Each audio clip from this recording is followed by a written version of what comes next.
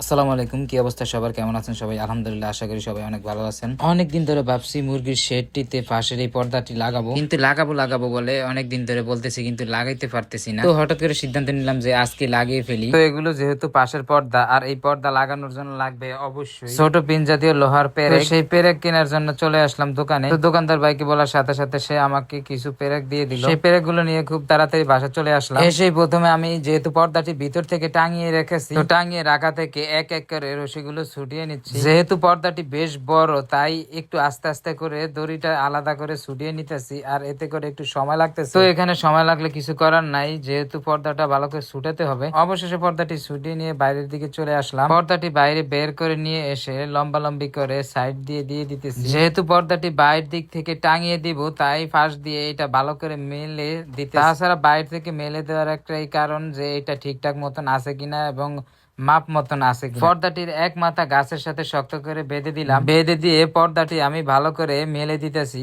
যাতে আপনার টাঙাতে এবং পিনগুলো মারতে খুব সহজ হয়। সম্পূর্ণটা এভাবে মেলে দিয়ে মই দিয়ে আমি উপরে উঠে গেলাম। পর্দাটি যেহেতু ঝুলে থাকবে, তাই পিনগুলো উপর থেকে মারতে হবে, তাই আমি মই দিয়ে উপরের দিকে উঠে গেলাম। উপরে উঠেই একটি মাথাকে আগে ঠিক করতে হবে, যদিও মাথা ঠিক না হইলে কিন্তু পরবর্তীতে পিন মারতে অনেক অসুবিধা হবে। তো আলহামদুলিল্লাহ মাথাটি ঠিকঠাক করে শুরুতে মেরে দিলাম একটি পিন। তো এইভাবে করে এক এক করে ওই জায়গাতে 3-4টি পিন মেরে দিলাম, কারণ শক্ত করে যদি না গেঁথে দেওয়া হয় তাহলে বাতাস আসলে অনেক সময় ছুটে যেতে পারে। তো এইভাবে করে আগে খুঁটিগুলোর সাথে পিন মেরে দিতেছি, কারণ খুঁটিগুলোর সাথে আগে যদি ঠিকঠাক মতন পিন মেরে দেওয়া হয় তাহলে বাকি পর্দাগুলোতে পিন মারতে অনেক সুবিধা হবে। এইভাবে করে প্রত্যেকটি খুঁটিতে 2-3টি করে পিন মেরে দিলাম, যাতে আপনার পর্দাগুলো খুব শক্তভাবে আটকে যায় এবং পরবর্তীতে যত বড় ঝড় তুফানের বাতাস আসুক না কেন, যাতে আপনার পর্দাগুলো ছুটে না যায়। এইভাবে করে সামনে পিছে সমানভাবে পর্দাগুলোকে পেরেক মেরে দিলাম, এবং সেই সাথে মাঝে মাঝে দেখে নিলাম যে কোনো জায়গা দিয়ে উঁচু, কোনো জায়গা দিয়ে নিচু আছে কিনা। কারণ পেরেক মারার পর